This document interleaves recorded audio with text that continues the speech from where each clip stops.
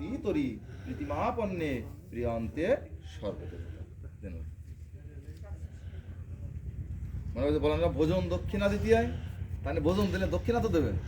আজকে এবার হাত জোড় করে বাবার কাছ থেকে সেইভাবে আগে যেভাবে প্রার্থনা করেছেন ওইভাবে প্রার্থনা করেন, তার কাছ থেকে ক্ষমা টমা চাই নেন। আর গোবিন্দের কাছে প্রার্থনা করেন যে গোবিন্দ আমার বাবার সদ্গতি করো, তার অন্যায় করো, তাকে তোমার শ্রীকরণে